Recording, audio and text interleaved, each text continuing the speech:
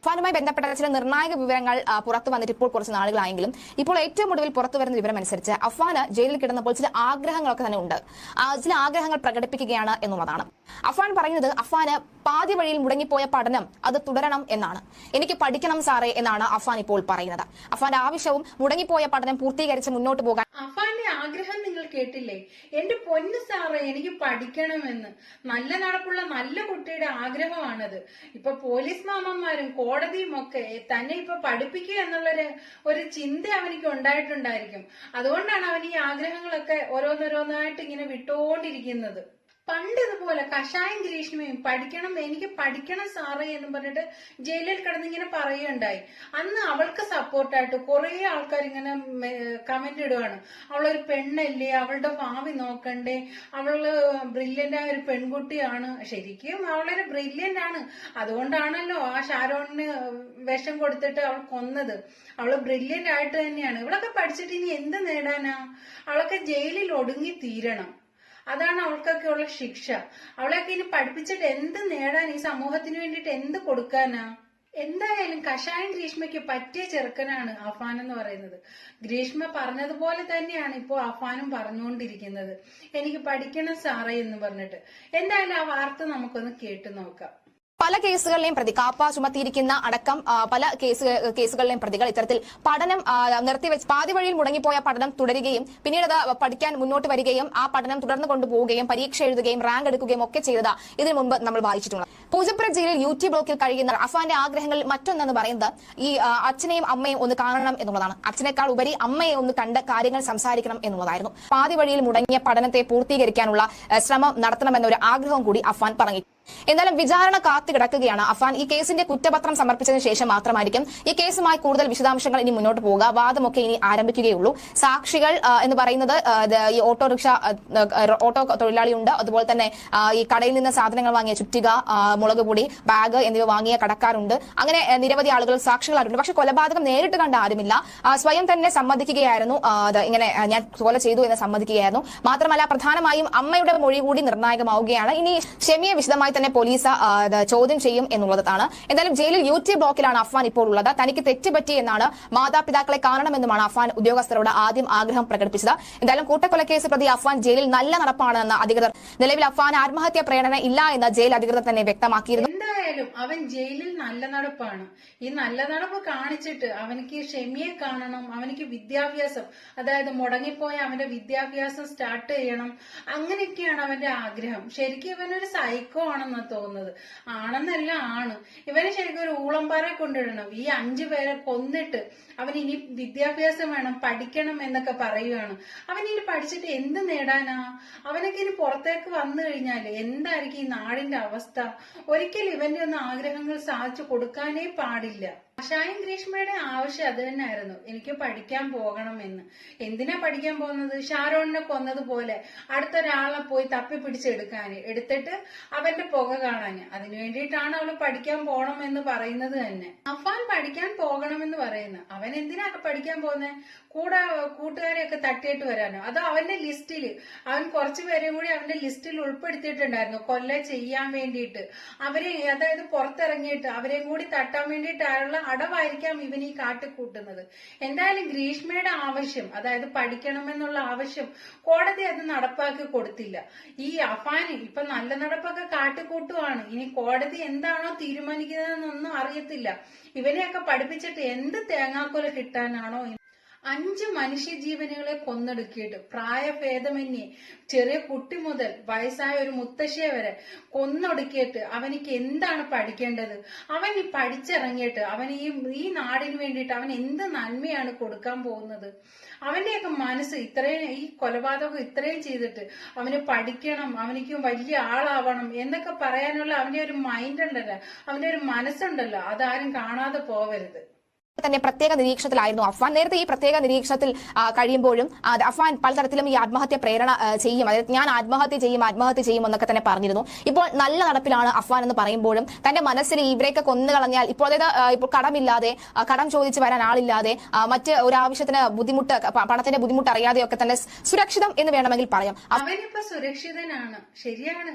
അവനിപ്പോ പണം ചോദിച്ചാലും ബുദ്ധിമുട്ടിപ്പിക്കുന്നില്ല. പിന്നെ അവന് ബിരിയാണി കിട്ടുന്നുണ്ട്, ചിക്കൻ കിട്ടുന്നുണ്ട്. അവനിപ്പോ സുരക്ഷിതമായിട്ട് സന്തോഷത്തോടുകൂടി അവൻ കഴിയാണ്. ഇപ്പൊ സൈസപ്പ്, അതായത് അവനിപ്പം ഒന്നും കൂടിയൊക്കെ ഒന്ന് തടിച്ച് കൊഴുത്ത് ഒക്കെ ഇരിക്കുകയാണ്. എന്തായാലും നല്ല ഫുഡൊക്കെ കഴിച്ചിട്ട് ഇങ്ങനെ വെറുതെ ഇരിക്കുമ്പോ പല ആഗ്രഹങ്ങളും നമ്മളിലുണ്ടാവും. അതുപോലെയാണ് അവനിക്കും ആഗ്രഹങ്ങൾ ഉണ്ടായി. അവനിക്ക് പഠിക്കണം, ഉമ്മിച്ചയെ കാണണം. അവനിക്കിപ്പോ എന്തായാലും ശ്രീകണ്ഠൻ നായർ വീടൊക്കെ കൊടുക്കാന്ന് പറഞ്ഞില്ലേ, അപ്പൊ അതൊക്കെ അവന് പറഞ്ഞിട്ടുണ്ടാവാം. അതിന്റെയൊക്കെ ഒരു ഇതായിരിക്കും അവനിക്ക് അങ്ങ് വീട്ടിൽ പോകണം എന്നുള്ള ഒറ്റ ചിന്തയാണ് ഇപ്പൊ അവന്. ജയിലിന് പുറത്ത് ഈ വീട്ടിൽ അനുഭവിച്ച ആ ടെൻഷനും വിഷമവും ദുഃഖവും, മരിക്കാൻ ഏത് നിമിഷം തയ്യാറാകുന്ന തരത്തിലുള്ള ചർച്ചകളും ഒക്കെ തന്നെ പൈസയ്ക്ക് വേണ്ടി മറ്റുള്ളവരുടെ മുന്നിൽ കൈനീട്ടി, ദൂരത്തിന്റെ പേരിലാണ്, പക്ഷേ എന്നിരുന്നാലും പൈസയ്ക്ക് വേണ്ടി മറ്റുള്ളവരുടെ മുന്നിൽ കൈനീട്ടി കടം വാങ്ങി കടക്കാരെ പേടിച്ച് നടന്ന് എന്നാലും തന്റെ ആഗ്രഹം ദൂർത്തൊന്നും നടക്കാതെ വരുന്ന ആ ഒരു ഘട്ടത്തിൽ അതിനേക്കാൾ എന്തുകൊണ്ടും ഇപ്പോൾ ജയിലിനകത്ത് അഫ്വാൻ സമാധാനത്തോടു കൂടിയും സന്തോഷത്തോടു കൂടിയും കഴിയുന്നു എന്ന് വേണമെങ്കിൽ പറയാം. പക്ഷേ അപ്പോഴും അഫ്വാൻ ഏറ്റവും കൂടുതൽ ജീവൻ തുല്യം സ്നേഹിച്ച അനുജനും ഫർസാനയും ഒക്കെ ഒന്നും തന്നെ ഇല്ല എന്നുള്ളതാണ്. പക്ഷെ അഫ്വാൻ പറയുന്നത് വെച്ച് കഴിഞ്ഞാൽ അവർ ഇവിടെ നിന്ന് പോയത് നന്നായി എന്നാണ് പറയുന്നത്. ഈ ബുദ്ധിമുട്ടിനിടയിൽ അവരും കൂടെ ഇവിടെ കിടന്ന് കഷ്ടപ്പെടാതെ അവരും കൂടെ പോയല്ലോ എന്നത് സമാധാനം എന്ന് പറയുകയാണ്. സ്വന്തം അനിയനെയും സ്നേഹിച്ച പെണ്ണിനെയും ഒക്കെ കൊന്നിട്ട് ഇവൻ പറയുന്ന ഡയലോഗ് എന്താ, ഈ നരകത്തിൽ നിന്ന് അവരെ ഞാൻ രക്ഷിച്ചതാണെന്ന്.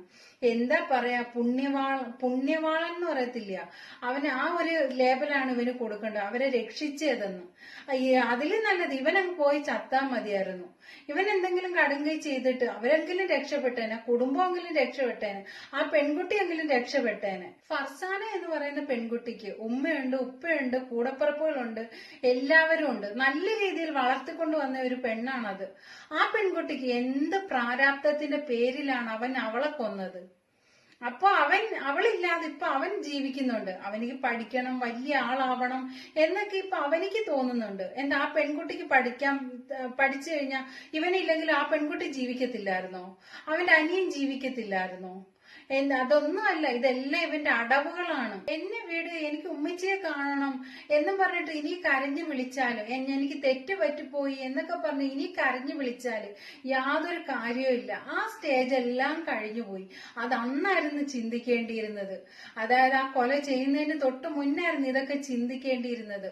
എന്തായാലും അഫ്വാന്റെ വാപ്പായുടെ കൂടെ വീട്ടിലേക്ക് പോണം എന്നൊക്കെ പറഞ്ഞിട്ട് ഭയങ്കര കരച്ചിലാണ് ഇപ്പം ജയിലിനുള്ളിൽ. എന്തായാലും ജയിലിലെ ഇള്ളാക്കുട്ടിയാണല്ലോ ഇപ്പൊ ഇത്. പാതി വഴിയിൽ മുടങ്ങിപ്പോയ പഠിത്തവുമായി ബന്ധപ്പെട്ട് നോക്കുകയാണെങ്കിൽ അഫ്വാൻ ഈ ഹോട്ടൽ മാനേജ്മെന്റ് അടക്കമുള്ളവ പഠിച്ചു എന്നൊക്കെ പറയുന്നുണ്ട്. അല്ല, ബികോം ആണ് പഠിച്ചത് എന്ന് ചില കാര്യങ്ങൾ വരുന്നുണ്ട്. പക്ഷെ പാതി വഴിയിൽ വെച്ച പഠനം മുടക്കിയതിനു ശേഷം ഫുഡ് ഡെലിവറിക്ക് കയറി എന്നൊക്കെ പറയുന്നുണ്ട്. എന്തായാലും അതേക്കുറിച്ച് കൂടുതൽ വിശദാംശങ്ങൾ പുറത്ത് വന്നിരുന്നില്ല. എന്തായാലും റഹീമിന് അറിയാവുന്ന കാര്യം, റഹീം പറഞ്ഞിരുന്നത് അഫ്വാൻ എപ്പോഴും ഗൾഫിൽ വന്ന് നിൽക്കണം എന്നാണ് പറഞ്ഞിരുന്നത് എന്നാണ്. ഗൾഫിൽ വരണം, പപ്പ എന്നെയും കൂടെ കൊണ്ടുപോകണം എന്ന് എപ്പോഴും ഫോൺ വിളിക്കും പറയുമായിരുന്നു എന്ന് പറയുന്നുണ്ടായിരുന്നു. അപ്പോൾ അദ്ദേഹം പറഞ്ഞു, ഇപ്പോൾ നീ സമാധാനപ്പെടും, ഒരു 6 മാസത്തിന് ശേഷം നിന്നെ ഞാൻ ഇങ്ങോട്ടേക്ക് കൊണ്ടുവരാം എന്നാണ് പറഞ്ഞത് എന്നാണ് പറയുന്നത്. അത്തരത്തിൽ അഫ്വാന്റെ ആഗ്രഹത്തിനോട് പൂർണ്ണമായും തടസ്സം നിൽക്കാതെ നീ ഒന്ന് സമാധാനപ്പെട്ട് നിന്നെ ഞാൻ ഇങ്ങോട്ടേക്ക് കൊണ്ടുവരാം എന്നുള്ള ഒരു ഉറപ്പ് നൽകുകയായിരുന്നു ഈ റഹീം ചെയ്തിരുന്നത്. എന്തായാലും ഈ നിലവിൽ അഫ്വാനെ പാർപ്പിച്ചിരിക്കുന്ന പ്രത്യേക ബ്ലോക്കിലെ നിരീക്ഷണം തുടരാൻ തന്നെയാണ് തീരുമാനം. നിലവിൽ ജയിലിൽ യൂട്യൂബ് ബ്ലോക്കിലാണ് അഫ്വാൻ ഉള്ളത്. തനിക്ക് തെറ്റുപറ്റിയെന്നാണ് മാതാപിതാക്കളെ കണ്ട് പറയേണ്ടത് എന്നുള്ള ആഗ്രഹവും കൂടിയുണ്ട്. എന്തായാലും തെളിവെടുപ്പിനും ചോദ്യം ചെയ്യലിനും ശേഷം ഇപ്പോൾ ജയിലിൽ തന്നെയാണ് അഫ്വാൻ ഉള്ളത്. ആത്മഹത്യ പ്രവണത പ്രകടിപ്പിച്ചിരുന്നുവെങ്കിലും ഇപ്പോൾ അതില്ല എന്നാണ് അധികൃതർ പറയുന്നത്. എങ്കിലും പ്രത്യേക ബ്ലോക്കിലെ നിരീക്ഷണം തുടരുകയാണ്. വെഞ്ഞാറമൂട് കൂട്ടക്കൊലയ്ക്ക് പിന്നിലെ കാരണം വൻ സാമ്പത്തിക ബാധ്യത മാത്രമാണ് എന്ന് പോലീസ് ഉറപ്പിക്കുന്ന സാഹചര്യത്തിൽ അഫ്വാന്റെയും ഉമ്മയുടെയും സാമ്പത്തിക അച്ചടക്കമില്ലായ്മയാണ് വൻ സാമ്പത്തിക ബാധ്യതയ്ക്ക് പിന്നിലെന്നാണ് പോലീസ് പറഞ്ഞിരുന്നത്. വൻ തുക കടം കൊടുത്ത് തീർക്കാൻ ഉണ്ടായിരുന്നപ്പോഴും അഫ്വാൻ 2 ലക്ഷം രൂപയ്ക്ക് ബൈക്ക് വാങ്ങിയിരുന്നു. കേസിൽ കുറ്റപത്രം ഉടൻ സമർപ്പിക്കാനുള്ള നീക്കത്തിൽ തന്നെയാണ് പോലീസ് മുന്നോട്ട് പോകുന്നത്. കയ്യിൽ 1 രൂപ പോലും ഇല്ലാത്ത അവസ്ഥയിലായിരുന്നു അഫ്വാനും ഉമ്മയും. കൂട്ടക്കൊല നടക്കുന്നതിന്റെ തലേ ദിവസം അഫ്വാൻ പെൺസുഹൃത്തിൽ നിന്ന് 200 രൂപ കടം വാങ്ങിയിരുന്നു. അഫ്വാന്റെയും പിതാവ് റഹീമിനും ഒരുമിച്ചിരുത്തി പോലീസ് ചോദ്യം ചെയ്തു എന്ന തരത്തിലുള്ള വാർത്തകൾ വന്നിരുന്നുവെങ്കിലും അത് പൂർണ്ണമായി തള്ളിക്കൊണ്ട് പിറ്റേ ദിവസം തന്നെ റഹീം രംഗത്തെത്തിയിരുന്നു. അനുജനും ഉമ്മയും തെണ്ടുന്നത് കാണാതിരിക്കാനാണ് താൻ അത്തരത്തിലുള്ള ക്രൂരത ചെയ്തത് എന്നാണ് പോലീസിനോട് പറഞ്ഞത് എന്നാണ് വ്യക്തമാക്കുന്നത്. എന്തായാലും ഇക്കഴിഞ്ഞ ഫെബ്രുവരി 24-നായിരുന്നു കേരളത്തെ ഞെട്ടിച്ച കൂട്ടക്കൊല കേസ് നടന്നത്. സഹോദരനും കാമുകിയും അടുത്ത ബന്ധുക്കളും ഈ അടക്കം 5 പേരാണ് ചുറ്റികൊണ്ട് തലക്കടിച്ച് കൊന്നത്. മാതാവിനെ മാരകമായി ആക്രമിച്ച് മുറിവേൽപ്പിക്കുകയും ചെയ്തിരുന്നു. കൊലപാതകങ്ങൾക്ക് ശേഷം പോലീസ് സ്റ്റേഷനിലെത്തി വിവരം അറിയിക്കുകയായിരുന്നു അഫ്വാൻ ചെയ്തത്. അനാവശ്യ കൂട്ടുകെട്ടുകളിൽ പെടാതിരിക്കാൻ വീട്ടിനുള്ളിൽ തന്നെ വളർത്തിയ മകൻ കൂടിയാണ് ഈ കൊലപാതകത്തിന് പ്രതിയായി മാറിയത്. പുറത്ത് എവിടെ പോയാലും അമ്മയും മക്കളും ഒരുമിച്ചാണ് പോകുക. അഫ്വാന് 10 വയസ്സുള്ളപ്പോഴാണ് അനുജൻ ഈ അഫ്സാന്റെ ജനനം. പിന്നീട് അനുജനായിരുന്നു അഫ്വാന്റെ കൂട്ടുകാരനും പ്രിയപ്പെട്ടവനും എല്ലാം. പിതാവ് റഹീമിന്റെ നാടായ താഴെ പാങ്ങോട് മുത്തശ്ശിയുടെ ലാളനയിലായിരുന്നു അഫ്വാന്റെ ബാല്യം. MAM English medium school, Janata higher secondary സ്കൂളിൽ പഠനം പൂർത്തിയാക്കിയെങ്കിലും സുഹൃത്തുക്കളൊന്നും തന്നെയില്ല. പഠന സൗകര്യം മുന്നിൽ കണ്ടാണ് വെഞ്ഞാറമൂട്ടിൽ അഫ്വാന്റെ പിതാവ് വസ്തു വാങ്ങുന്നതും വീട് വെക്കുന്നതും. കൂടെ പഠിച്ചവരെ കണ്ടാൽ ഒന്ന് പുഞ്ചിരിക്കുമെന്നല്ലാതെ ഒന്ന് മിണ്ടുക കൂടിയില്ല എന്നാണ് അവർ സാക്ഷ്യപ്പെടുത്തുന്നത്. പുറത്തിറങ്ങിയാൽ മാതാവ് ഷെമിയോ അനുജനോ എപ്പോഴും കൂടെ ഉണ്ടാകും. വീടിന് സമീപത്തെ കടയിൽ നിന്ന് സാധനങ്ങൾ കടമായി വാങ്ങിയാലും ഉടൻ തന്നെ തിരിച്ചു നൽകും. പെൺ സുഹൃത്തിന്റെ സ്വർണം ഇടയ്ക്ക് അനിയനും ഉമ്മച്ചിയും തെണ്ടുന്നത് കാണാൻ വയ്യാഞ്ഞിട്ടാണ് ഞാൻ ഇതൊക്കെ ചെയ്തത് എന്നാണ് അവൻ പറഞ്ഞത്. എന്തായാലും അതൊക്കെ അവന്റെ അടവാണ്. അവനാണെങ്കിൽ ഇപ്പൊ ജയിലിൽ നല്ല നടപ്പൊക്കെ കാട്ടിക്കൂട്ടിയിട്ട് അവൻ എങ്ങനെയെങ്കിലും അങ്ങ് പുറത്തിറങ്ങിയേ മതിയാവും. അതാണ് അവന്റെ ആഗ്രഹം. അതൊക്കെ അവന്റെ അവസാനത്തെ അടവാണത്. ഇവൻ ഇനി പുറം ലോകം കാണുകയേ ചെയ്യരുത്. ഇവനൊന്നും ഈ ഭൂമി ജീവിക്കാൻ ഒരവകാശവും ഇല്ല. തക്കതായ ശിക്ഷ, മാതൃകാപരമായുള്ള ശിക്ഷ നൽകിയില്ല എന്നുണ്ടെങ്കിൽ ഇനിയും അഫ്വാൻമാർ നമ്മുടെ നാട്ടിൽ ഉണർന്നു വരും, ഉണ്ടാകുമെന്ന കാര്യത്തിൽ സംശയം വേണ്ട എന്നുള്ളതാണ്. അങ്ങനെ വന്നു കഴിഞ്ഞാൽ പിന്നെ ഉണ്ടാകുന്ന ഭവിഷ്യത്തുകൾ എന്തൊക്കെയാണെന്ന് നമുക്ക് അറിയാവുന്നതേ ഉള്ളൂ. എന്തായാലും അമ്മ ഷെമി എന്തോ ഒരു ഭാഗ്യത്താൽ രക്ഷപ്പെട്ടു എന്ന് മാത്രം. അല്ലെങ്കിൽ 5 എന്ന കണക്ക് 6ലേക്ക് മാറും. എന്തായാലും ഈ അപൂർവങ്ങളിൽ അപൂർവം എന്ന് തോന്നിപ്പിക്കുന്ന തരത്തിൽ അങ്ങനെ തന്നെയാണ് ഈ ഒരു കേസ് ഉള്ളത്. കാരണം എന്ന് വെച്ച് കഴിഞ്ഞാൽ ഈ ഒരു മണിക്കൂറിനിടയിൽ, അതായത് മണിക്കൂർ വ്യത്യാസത്തിലാണ് ഈ 5 കൊലപാതകവും നടത്തിയിരിക്കുന്നത്. 6 കൊലപാതകം നടത്താനാണ് ശ്രമിച്ചത്, പക്ഷേ 5 കൊലപാതകവും നടത്തിയിരിക്കുന്നത് എന്നുള്ളതാണ്. കേസിന്റെ വിചാരണ ആരംഭിക്കുമ്പോൾ എന്തായിരിക്കും കോടതിയുടെ തീരുമാനം എന്ന് നമുക്ക് കണ്ടറിയാം. സ്വന്തം കൂടപ്പിറപ്പിനെ കൊന്നിട്ട് ഉമ്മാടെയും വാപ്പാടെയും കൂടെ ശ്രീകണ്ഠൻ നായർ ഇപ്പൊ വീടും കൊടുക്കാമെന്ന് പറഞ്ഞല്ലോ. അവിടെ ഇങ്ങനെ സന്തോഷത്തോടുകൂടി ഉമ്മാടെയും വാപ്പാടെയും കൂടെ ഇങ്ങനെ ഞെളിഞ്ഞ് നിൽക്കാമെന്നായിരിക്കും അവന്റെ ചിന്ത. ഇനി ഇവനെ ഒന്നും പുറം ലോകം കാണിക്കുകയേ ചെയ്യരുത്. ഇവനിക്ക് പരമാവധി ശിക്ഷ എത്രത്തോളം ആണോ അത് പരമാവധി ശിക്ഷ തന്നെ ഇവനിക്ക് കിട്ടുക തന്നെ വേണം. 5 പേരെ ഒരു ദയാദാക്ഷ്യണ്യവും ഇല്ലാതെ 5 പേരെ കൊന്ന നരഭോജിയാണ് ഇവൻ. ഇവന് ഒരിക്കലും പുറത്ത് വിടുകയോ ഇവന്റെ ആവശ്യങ്ങൾ നടപ്പാക്കി കൊടുക്കുകയോ ചെയ്യരുത്. ആ 5 മനുഷ്യജീവനുകൾ ഈ ഭൂമിയിൽ ഇന്നും ഉണ്ടാവേണ്ടതാണ്. ഈ അവൻ ഒറ്റ ഒരുത്തൻ കാരണം ഒരു തെറ്റും ചെയ്യാത്ത പലരുമാണ് ഇവന്റെ ആ ഒരു കൈകൊണ്ട് മരണപ്പെട്ടത്. ഇവൻ ഇനി ഭൂമിയിൽ ഇവൻ പുറം ലോകത്ത് ഇറങ്ങുകയേ ചെയ്യരുത്.